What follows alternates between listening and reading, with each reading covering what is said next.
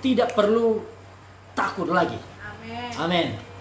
Sama-sama katakan, saya tidak perlu takut. Saya tidak perlu takut. Amin. Saudara, respon alami dari manusia ketika ada ancaman, ketika ada apalagi hal-hal yang buruk, ketika ada keadaan yang buruk di sekitar kita, adalah tentu takut. Khususnya keadaan-keadaan yang mengancam nyawa kita. Ini adalah respon alami kita sebagai manusia. Dan Bapak Ibu Saudara, ketakutan di dalam setiap hati kita membawa dampak negatif.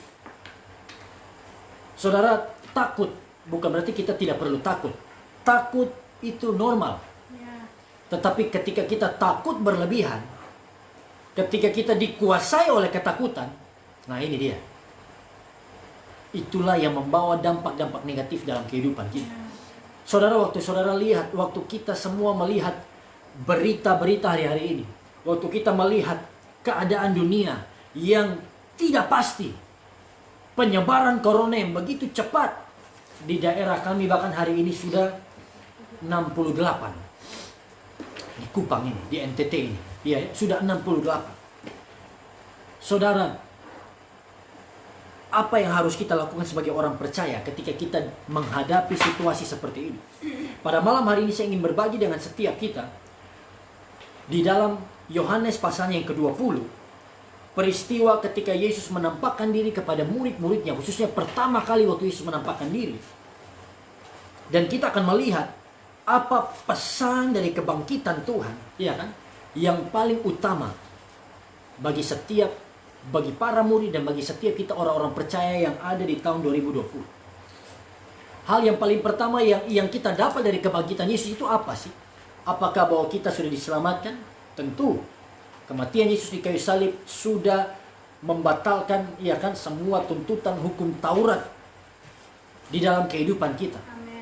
Di dalam orang Yahudi, hidup orang Yahudi, juga setiap kita orang-orang yang percaya kepadanya. Amin.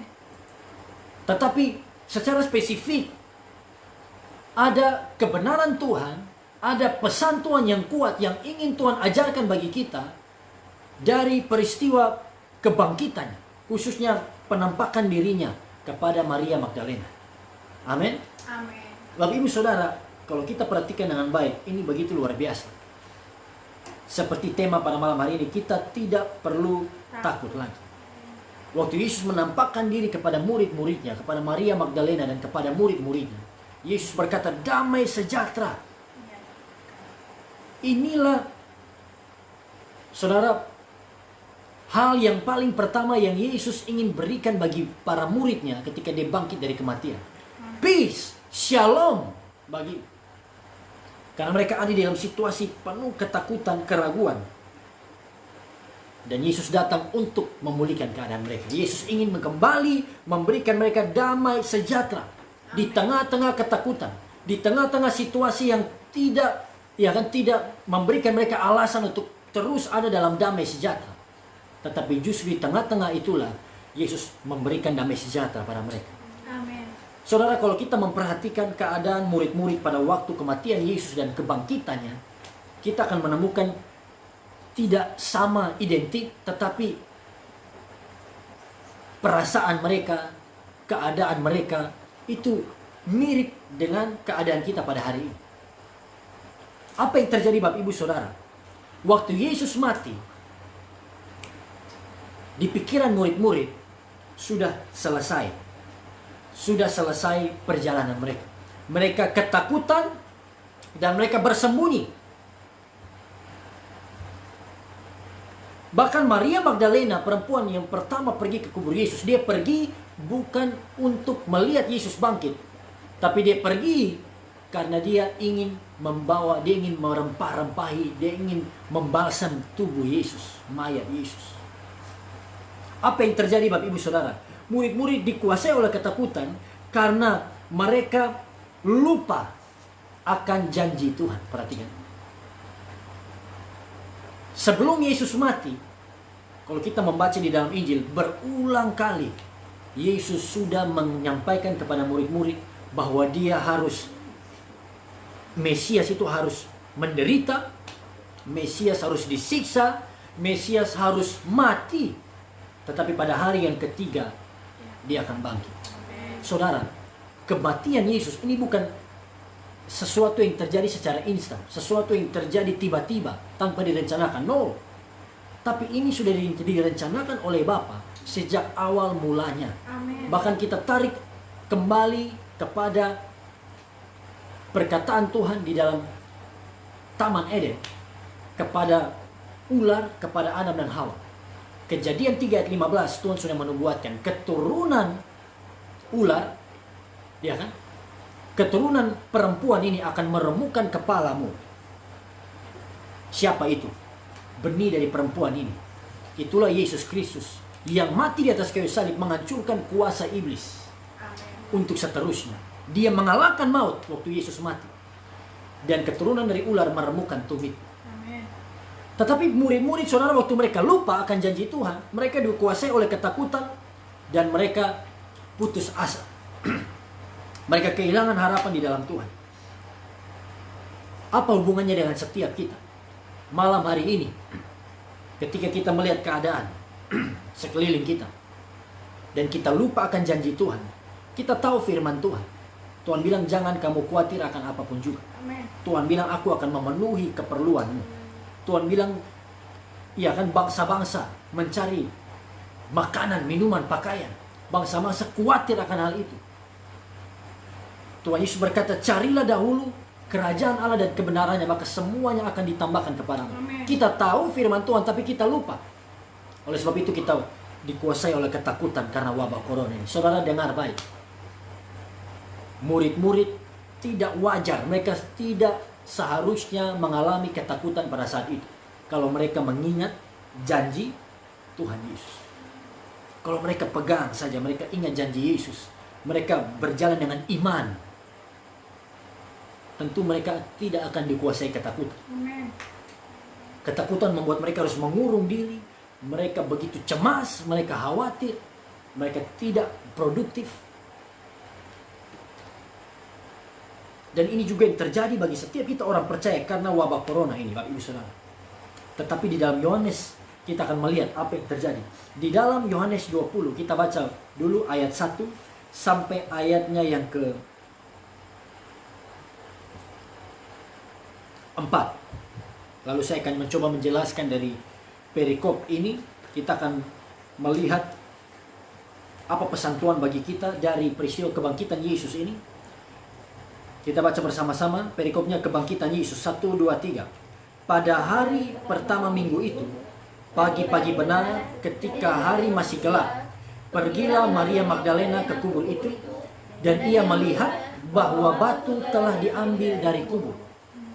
Ia berlari-lari mendapatkan Simon Petrus dan murid yang lain yang dikasihi Yesus dan berkata kepada mereka, Tuhan telah diambil orang dari kuburnya dan kami tidak tahu di mana ia diletakkan.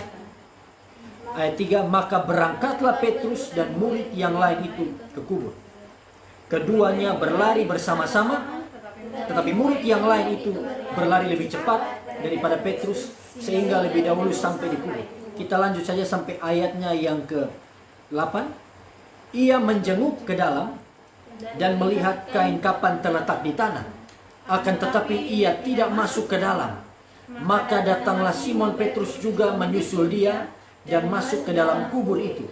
Ia melihat kain kapan terletak di tanah, sedang kain peluh yang tadinya ada di kepala Yesus tidak terletak dekat kain kapan itu, tetapi agak di samping di tempat yang lain dan sudah tergulung. Maka masuklah juga murid yang lain yang lebih dahulu sampai di kubur itu, dan ia melihatnya dan percaya. Bapak Ibu Saudara, kalau kita memperhatikan hal ini dengan baik, di dalam ayat yang pertama mencatat pergilah, ya kan, pada hari pertama minggu itu, pagi-pagi benar, pergilah Maria Magdalena ke kubur dan ia melihat bahwa batu telah diambil dari kubur. Siapa Maria Magdalena? Maria Magdalena adalah perempuan yang diusir, ya kan, yang mengalami pertolongan Tuhan.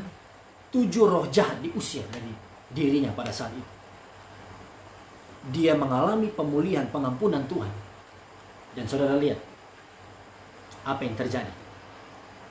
Dialah perempuan yang pertama yang mau datang ke kubur Yesus.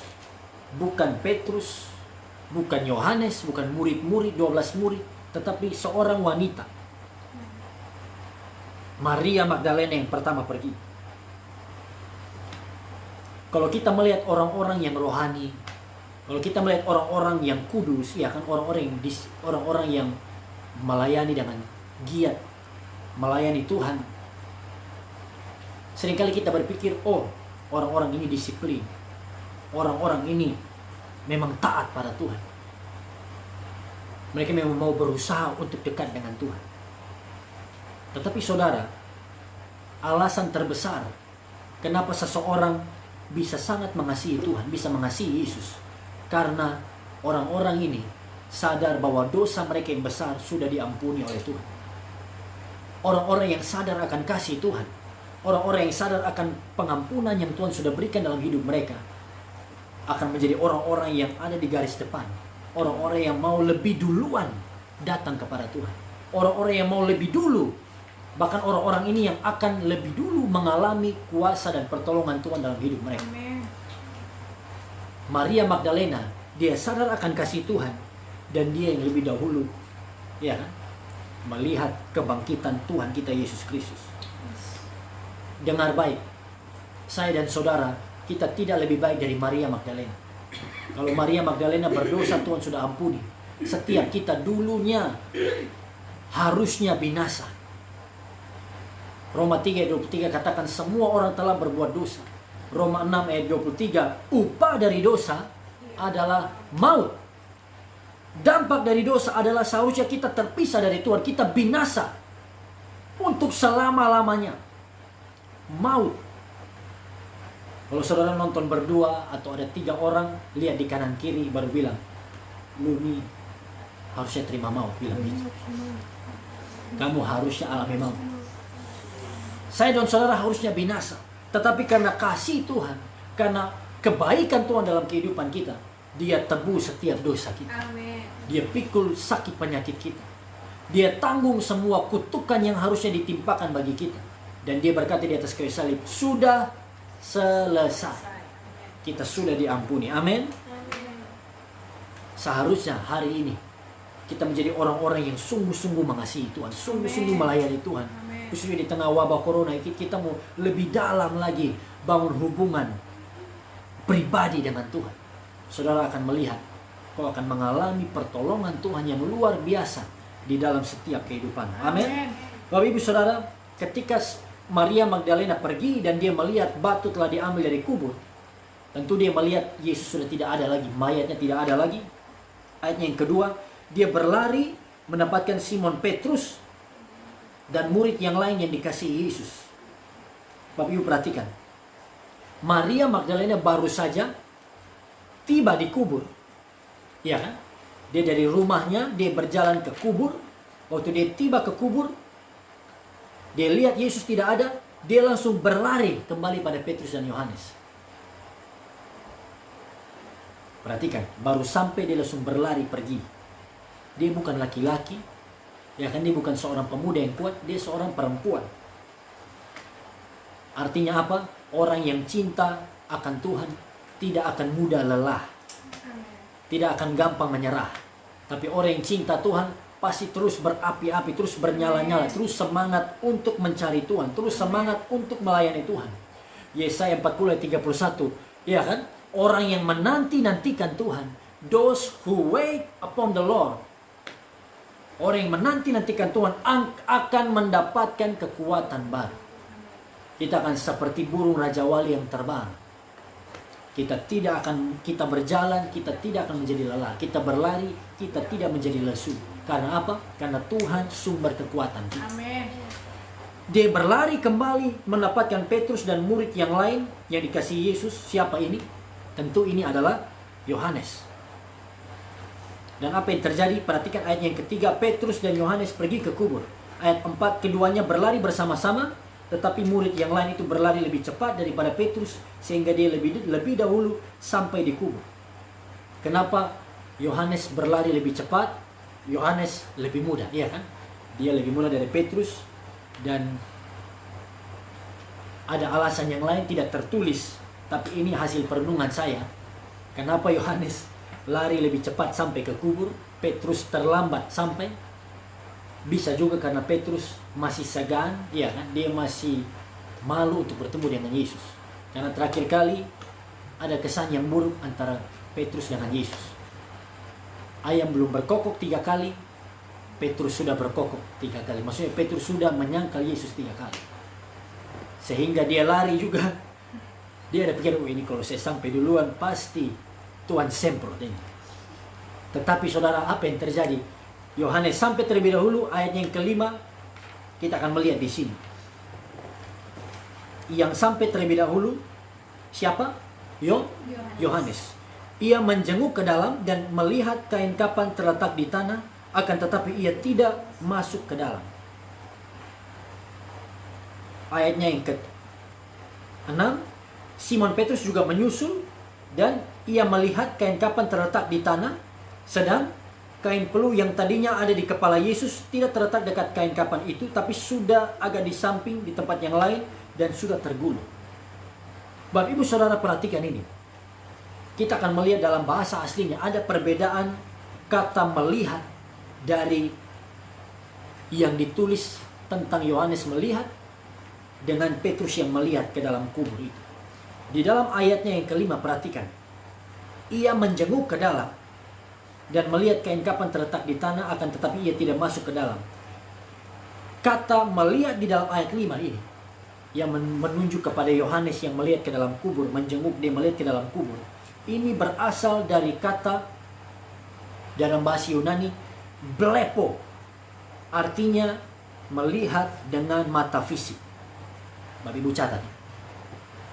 Waktu Yohanes tiba terlebih dahulu, tapi waktu dia melihat ke dalam kubur, dia melihat dalam bahasa Yunani ini dengan penglihatan fisik, dengan mata fisik.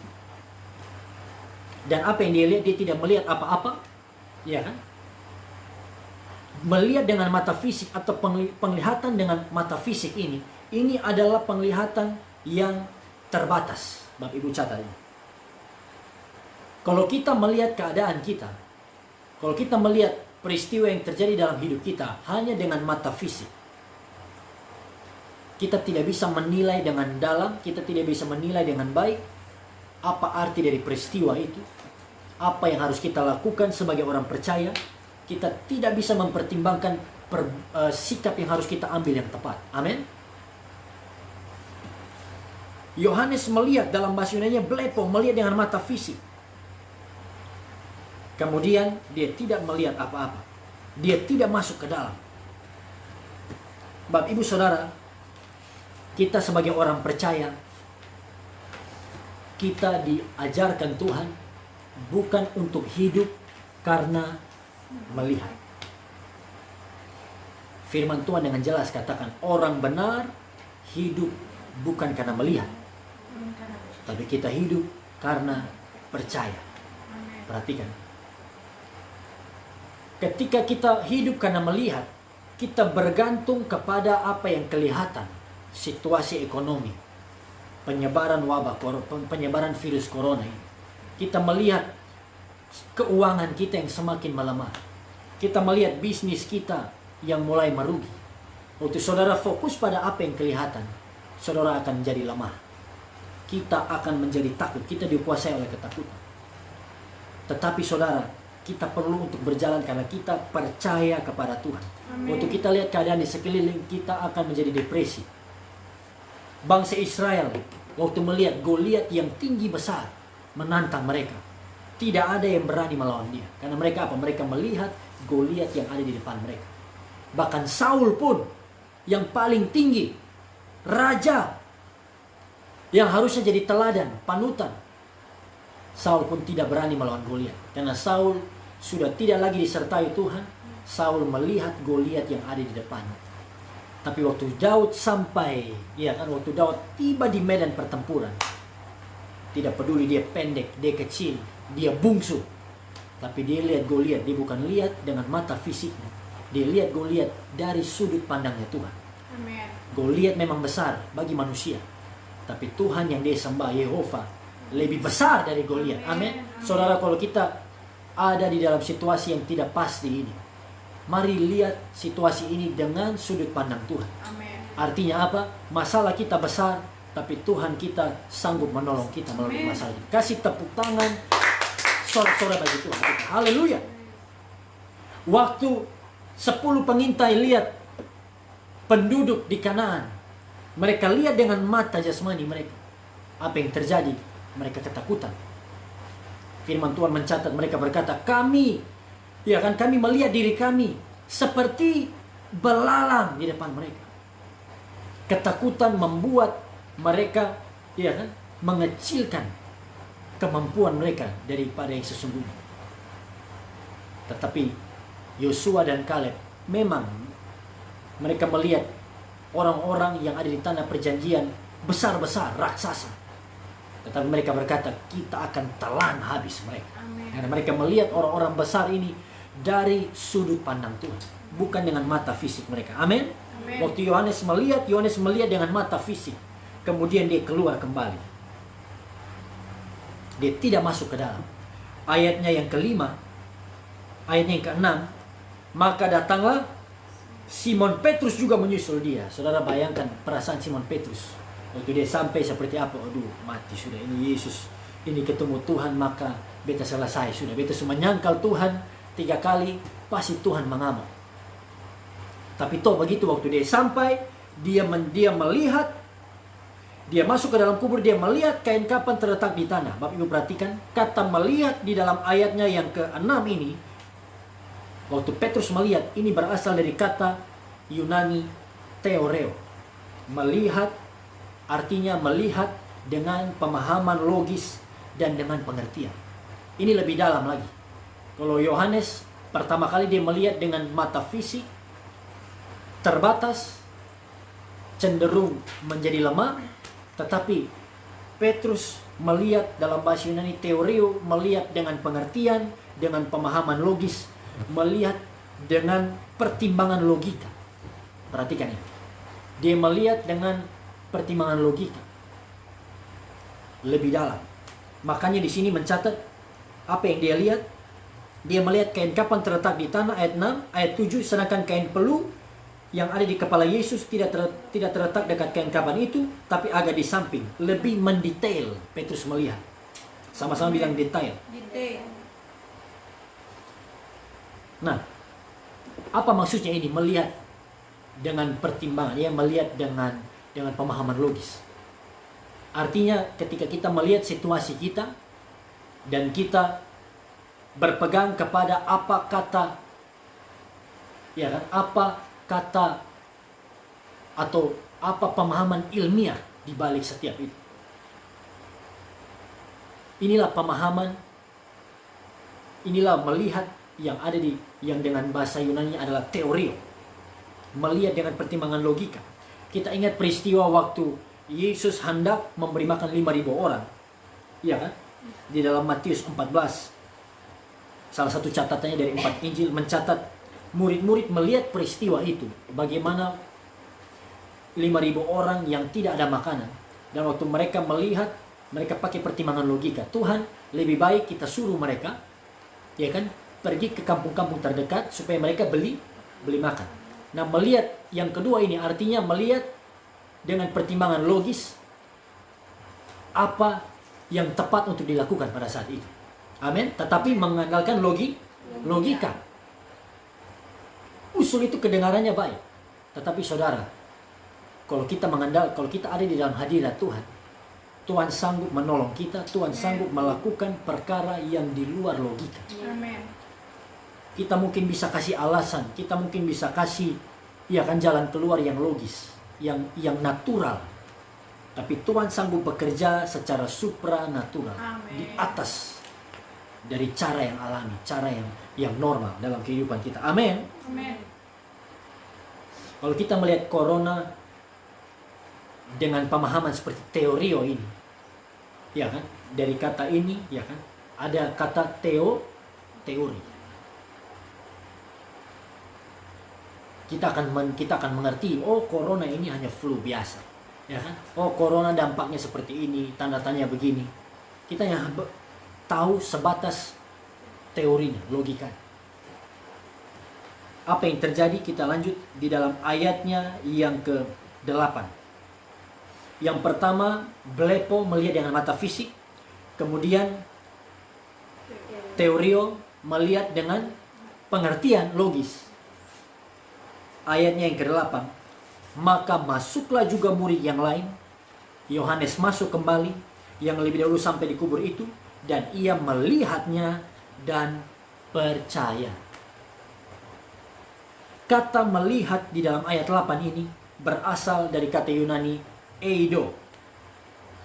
Apa artinya? Melihat eido ini artinya melihat dengan pewahyuan, melihat dengan intuitif, atau dengan kata lain melihat dengan mata rohani. Amen. Bapak Ibu perhatikan, waktu Yohanes lihat dengan mata rohaninya, waktu dia melihat dengan pewahyuan Tuhan, seeing with revelation, dia menjadi percaya. Inilah yang saya katakan tadi.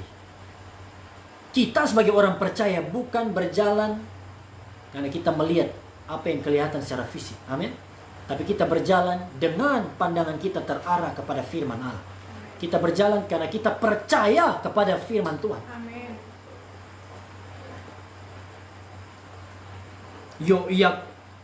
Yosua dan Kaleb, mereka melihat dengan pewahyuan Tuhan. Mereka melihat dengan mata rohani mereka. Mereka percaya bahwa Tuhan sanggup memampukan mereka mengalahkan orang-orang di tanah Kanaan. Daud berkata kepada Goliat waktu dia melihat dengan mata rohani, Daud berkata, engkau mendatangi aku dengan pedang, ya kan, dengan tombak, dengan lembing. Tapi aku mendatangi engkau dengan nama Tuhan. Dalam bahasa Ibrani, Yehova Yahweh, Allah semesta alam, Allah bangsa Israel yang engkau hina. Bagaimana kita mau melihat situasi corona ini? Apakah saudara melihat dengan mata jasmanimu? Kau depresi, menjadi lemah, dikuasai ketakutan? Ataukah engkau mau melihat dengan pewahyuan Tuhan? Engkau mau melihat dengan mata rohanimu? Mau di tengah-tengah krisis, di tengah-tengah masa sulit, kita percaya akhir dari semua ini, kita adalah orang-orang yang akan ditolong oleh Tuhan. Amin. Kita adalah orang-orang yang lebih dari pemenang. Kasih tepuk tangan dulu buat Tuhan kita. Haleluya. Kemudian apa yang terjadi? Ayat 9 dan 10. Sebab selama itu mereka belum mengerti kitab suci yang mengatakan bahwa ia harus bangkit dari antara orang mati. Lalu pulanglah kedua murid itu ke rumah. Amin. Amin. Waktu kita melihat dengan mata rohani, kita lihat firman Tuhan, kita lihat janji Tuhan, kita akan menjadi percaya. Amin. Saudara mungkin selama ini belum pernah mengalami, iya kan, pertolongan Tuhan yang luar biasa. Karena sebelum wabah corona, semuanya aman-aman saja. Sebelum wabah corona, ekonomi kita dicukup. Bisnis kita selalu untung. Kita tidak pernah alami krisis. Tetapi ketika wabah corona terjadi, saudara, inilah saatnya kita melihat dan kita percaya dengan firman Tuhan. Inilah saatnya kita mengalami apa janji Tuhan. Tuhan berjanji bahwa Dia akan mencukupkan setiap kebutuhan kita. Kita pun percaya, kita pegang janji itu. Tuhan, aku percaya Engkau Allah Yehova Jireh, Allah yang sanggup menyediakan yang kubutuhkan. Amin. Di saat-saat seperti ini, saudara, kita tidak perlu berharap supaya dapat lebih dulu. Kita jangan berharap supaya kita meningkat dulu, no. Tapi kita berharap supaya Tuhan cukupkan saja yang kita butuhkan. Amin. Kita akan dipenuhi dengan rasa syukur dan kita akan mengalami kuasa pertolongan Tuhan yang luar biasa. Saudara, di dalam ayatnya yang berikut, ayatnya yang ke-11, tetapi Maria berdiri dekat kubur itu dan menangis. Sambil menangis, ia menjenguk ke dalam kubur itu. Luar biasa. Sesudah Petrus dan Yohanes pulang, mereka percaya tapi mereka pulang. Maria tidak pulang. Maria tetap tinggal di kubur itu. Karena apa? Maria sangat mengasihi Yesus. Amin. Inilah saudara, orang-orang yang mengasihi Tuhan pasti tidak mau cepat-cepat tinggalkan hadirat Tuhan. Amin. Saya ingat yang pernah kita bahas beberapa hari lalu, Musa meninggalkan kemah itu, tapi Yosua tetap tinggal dalam kemah itu. Yosua mau terus menikmati hadirat Tuhan. Yosua mau terus menikmati kasih Tuhan. Amin. Jangan heran Yosua dipilih menggantikan Musa memimpin bangsa Israel. Kemudian kita skip beberapa ayat ini, kalau saya jelaskan memang cukup panjang, tapi saya mau kita baca ayat berikutnya untuk mengakhiri pembacaan firman Tuhan, pemberitaan firman Tuhan pada malam ini. Ayatnya ke-19, Yohanes 20 ayat 19. Sama-sama kita baca sampai ayatnya yang ke-23. 1, 2, 3. Ketika hari sudah malam, pada hari pertama minggu itu, berkumpullah murid-murid Yesus di suatu tempat dengan pintu-pintu yang terkunci, karena mereka takut kepada orang-orang Yahudi. Pada waktu itu datanglah Yesus dan berdiri di tengah-tengah mereka dan berkata, "Damai sejahtera bagi kamu." Dan sesudah berkata demikian, ia menunjukkan tangannya dan lambungnya kepada mereka. Murid-murid itu bersuka cita ketika mereka melihat Tuhan. Sabar dulu Bapak Ibu Saudara, perhatikan. Ayat ini mencatat ayat 19. Waktu hari sudah malam, di hari pertama minggu itu, murid-murid sedang berkumpul, mereka sedang mengunci pintu. Mereka takut dengan orang-orang Yahudi. Mereka berkumpul mengunci pintu, takut. Hari-hari ini kita diam di rumah, kunci pintu, social distancing, PSBB, takut dengan corona. Murid-murid Yesus dikuasai ketakutan. Karena apa? Karena mereka melihat Yesus sudah mati, tidak ada leader. Kemudian mayat Yesus yang sudah tidak ada lagi, sesuai dengan perkataan Maria, iya kan? Ada yang ragu dengan perkataan Maria. Kenapa mereka takut? Karena orang Farisi dan orang Israel membenci Yesus dan membenci mereka. Saudara-saudara, seperti yang tadi saya katakan, mereka lupa akan janji Tuhan. Mereka dikuasai oleh ketakutan. Apa yang membuat saudara takut pada hari-hari ini? Keluargamu. Mungkin yang paling besar karena ketakutan karena wabah corona. Ketakutan dalam ekonomimu. Ketakutan di dalam pekerjaanmu dan lain sebagainya. Murid-murid alami ketakutan. Dan waktu Yesus pertama kali menampakkan diri kepada mereka, Bapak Ibu perhatikan. Mereka sedang mengunci diri mereka. Apa yang Yesus katakan? Damai sejahtera bagi. Kita akan mengerti apa arti damai sejahtera dalam hidup kita waktu kita ada di dalam ketakutan. Justru, saya pernah katakan itu, justru di tengah-tengah ketidakpastian, justru di tengah-tengah keadaan yang buruk, kita bisa mengalami damai sejahtera Tuhan. Saat murid-murid ketakutan, Yesus berkata, damai sejahtera bagimu. Dalam bahasa Yunaninya, eirene. Tapi dalam bahasa Ibraninya, shalom. Haleluya. Shalom. Bahkan kalau Bapak Ibu pelajari dalam bahasa Ibrani, shalom itu bukan hanya berarti damai sejahtera. Bukan hanya berarti perasaan damai, no.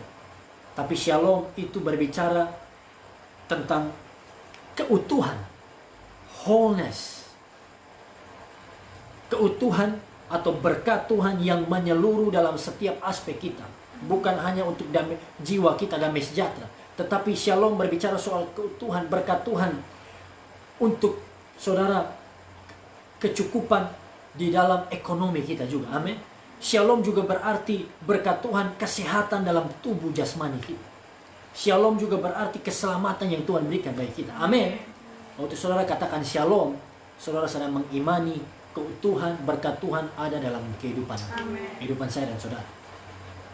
Inilah yang paling utama yang dibutuhkan murid-murid. Amin. Dan ini juga yang paling utama dibutuhkan saya dan saudara di tengah-tengah wabah corona. Kita murid-murid tidak butuh uang waktu itu. Murid-murid tidak butuh pelayanan waktu itu. Mereka tidak tunggu diutus Tuhan, no. Mereka lagi butuh, saudara, relief. Mereka lagi membutuhkan kekuatan dari Tuhan, damai sejahtera di tengah-tengah ketakutan. Amen. Dan saudara percaya Yesus yang kita sembah, Dia Tuhan yang sama dulu, sekarang, sampai selama-lamanya. Amen. Dia juga Tuhan yang ingin hadir di tengah-tengahmu malam hari ini. Dan Dia berkata, Shalom bagimu, damai sejahtera bagimu. Amin. Kasih tepuk tangan dulu buat Tuhan kita. Tidak perlu takut, Tuhan Yesus ada bersama dengan saudara. Amen. Jangan takut akan apapun juga. Inilah pemulihan terbesar, ya kan? Ada pemulihan yang utama yang Yesus kerjakan bagi kehidupan para murid, khususnya pada waktu itu. Kedamaian, kekuatan di tengah-tengah ketakutan. Tidak perlu takut lagi. Amen. Aku ada bersama dengan. Itu kan nama Yesus, Immanuel, Allah menyertai kita. Amen. Kita tidak perlu takut. Yes.